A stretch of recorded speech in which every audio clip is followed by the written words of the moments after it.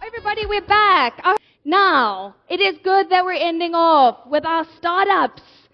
Okay, so let's make it real. How does it work? There are 7 startups pitching this afternoon. They have 3 minutes to pitch. The judges have 5 minutes to interrogate them, and someone's going to win. Okay? And we're going to learn, and we're going to have fun, and we're going to cheer them on. There's some real prizes involved here. There's a really awesome visibility prize up for grabs. There are 3 consulting courses that are from Havek. Then there is 1 guaranteed entry to the semi-finals of the CEDAR Pitch for Funding. Awesome. At the Presidential SMEs and Cooperative Awards 2024. Ooh, that sounds great. With the opportunity to compete for a share of 2.2 million rand. Okay, so there's some real pitching that you guys need to fight for these prizes. I'm going to invite our esteemed judges onto the stage to join us. Ian Lessem, Managing Partner from Havek, please come up. Henry Zitzman from AWS, familiar face here in the startup world. Jocelyn, the most amazing storyteller from Startup Bootcamp Afritech. Peter van der Seer, the Investment Executive from InventFin, welcome.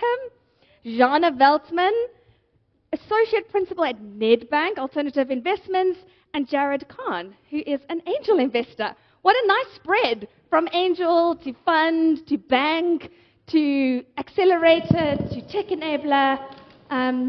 Geez, guys aren't intimidating at all. Okay, when you come back, judges, I actually would like you to impart some wisdom afterwards. All right, great.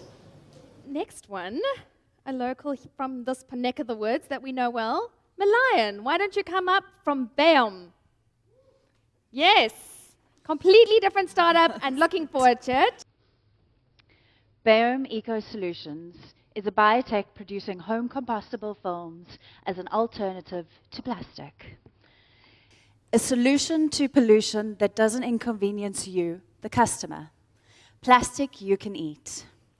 A true African tech innovation. 400 million tons. That is the weight of the human population. It is also the amount of plastic that is produced annually. 50% of this plastic is single use, and 100% of it will last longer than our lifetimes. This is one of the many landfills around the world that is close to capacity. The agricultural value chain relies heavily on plastic to farm. This industry alone in 2019 made use of 12.5 million tons, with a further 37 million just being used to package that produce to get to us. These are our products. Our first go-to-market is the agricultural film and the revolutionary root wrap. With BAOM biofilms, we can supply every single plastic that the farming market uses. We're able to regenerate those landfills, be used in the carbon sinking market, as well as keep waterways clean, and used in vertical gardens. Our business model is a commerce one. Our revenue model uses gross margin and a service. We divert agricultural waste from the farmers that usually ends up in landfills. For this, we charge a service fee.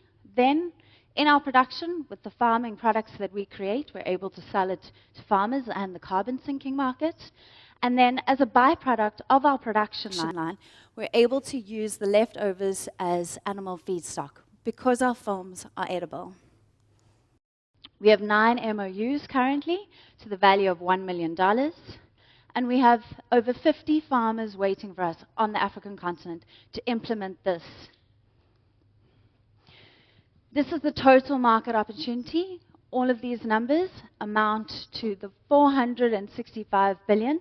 That is the total market.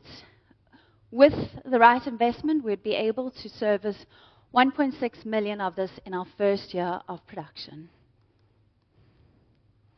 Our competition, the reason we're different is that we're compostable. What this means is it nourishes the soil where biodegradable just breaks down.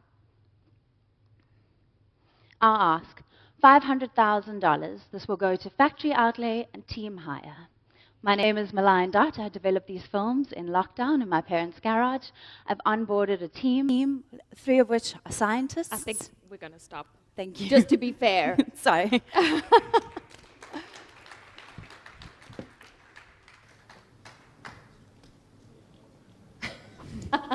Love that. Right, judges, let's kick off.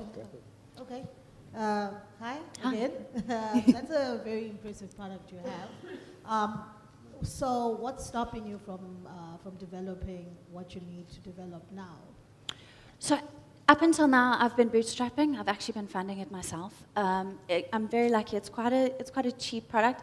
I've been taking my car to farmers and diverting that landfill waste and putting it in a small-scale production. I have just onboarded a processing engineer, and so we're ready to scale up. And for that, I'm going to need industrial equipment, and so that's actually where we are at. I've been able to fund a small factory space by myself, and so we're ready for investment. So how many customers do you currently have using the product? Oh gosh, I currently have 50 farmers actually waiting.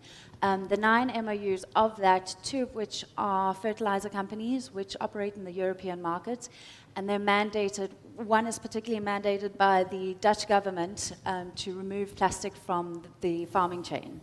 At the moment, the farmers have got about a couple of months left before they start implementing fines and that kind of thing. So they're desperate, and then the 50 farmers are across Africa. We've got a Madagascan vanilla pod farmer, we've got pineapple farmers, so it's, in that instance, it's smaller farmers. One of the farmers in series uses 17 kilometers of plastic on one of his fields. Wow, it's really impressive what you've created. Is it like unique technology to you? Did you borrow some? It's cellulose. I can't really go into it too much, but it is fairly common. I'm pretty sure you would have eaten or drank it before in your life. So there are other people working with it, but they're using it in different industries. So there's no competitor in South Africa? No competitors going into the agricultural market. Amazing. Can I ask you about patents? So previous businesses I've invested in, the patent is everything, and how do you defend yourself against the other big guys that are going to want to come eat your lunch? So we won a competition with L'Oreal, and they are covering our patents. So we're currently filing.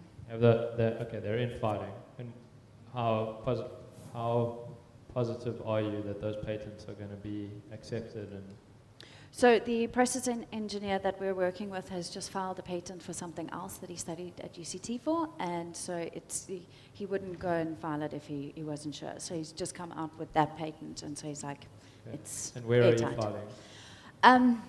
So we're right on the cusp of choosing between England and South Africa. We're weighing up the different perks. We'll be filing probably in the next month, end of next month. Okay, thank you. I got a question. So thanks for solving microplastic problems, which is a global problem. Brilliant. I love the context of it. So let's say you get that funding round. How would that product in price point compare to the current price points in the market? So the current price point for plastic is ridiculously low because it's a byproduct of the petrochemical industry. So it is a little bit pricier. The pain points that we solve is firstly in the European market, they use a lot of labor to then go behind and go pick up all the plastic once it starts disintegrating. And so that's one point that we save. We also, because it composts and it nourishes the soil, it lowers the need for fertilizers. And then another aspect is the root wrap in situations like the carbon sinking market where they do tree regeneration.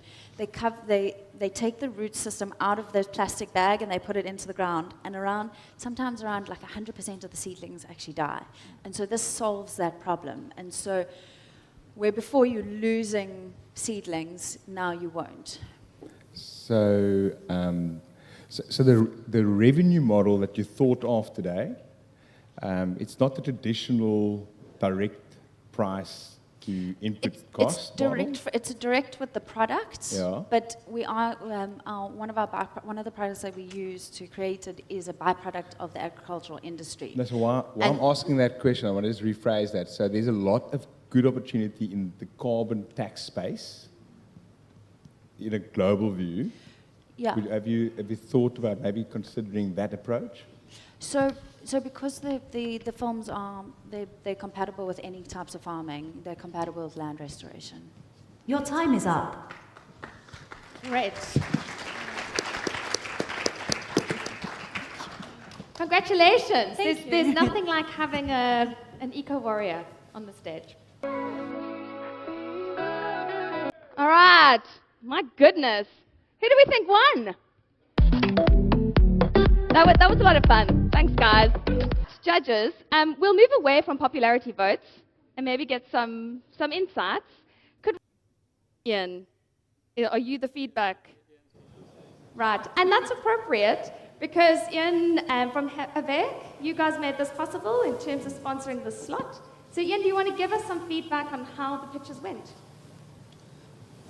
Yeah, sure. So, no, firstly, thank you everyone for pitching today. Obviously, there were quite a few other entrants that put their name forward. I think it's always important to just take it from where it comes. To start a business is not easy, and as we know, we need more entrepreneurs in South Africa to create jobs and help get the economy going. So any feedback given today, take it from where it comes. Everyone is a superstar and doing something great in their own right.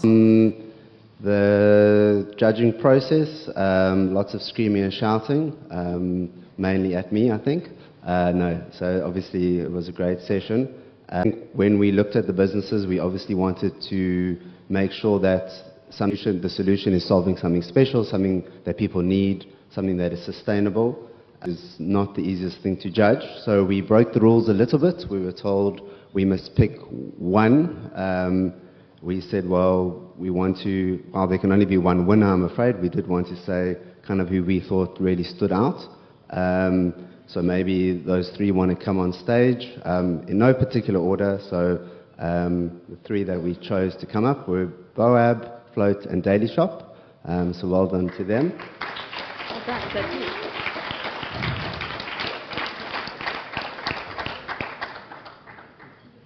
Right, let's get you guys up here.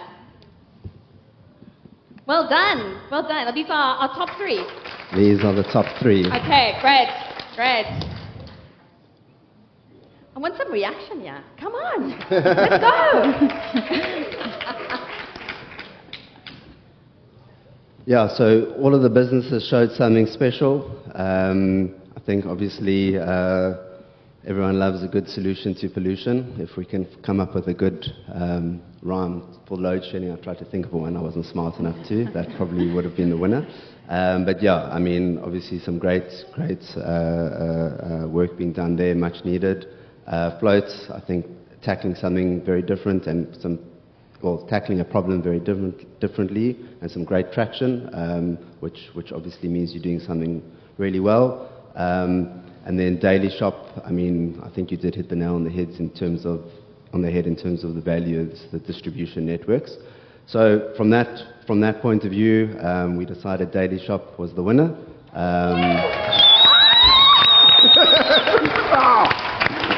The last prize goes to our incredible audience who has been here all day supporting and engaging.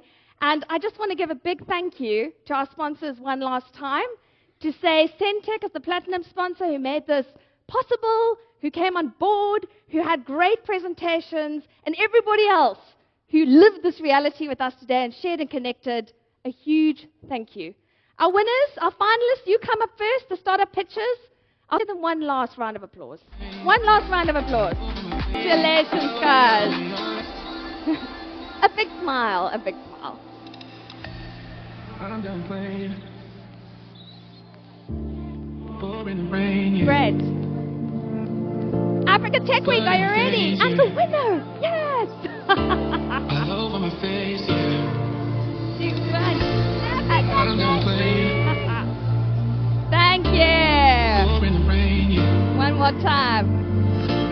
It's blood in my Africa veins, yeah. Tech Week. Right, thanks guys. To all our sponsors out there, a big thank you. To the audience, that's a wrap. Thank you for sharing the day with us.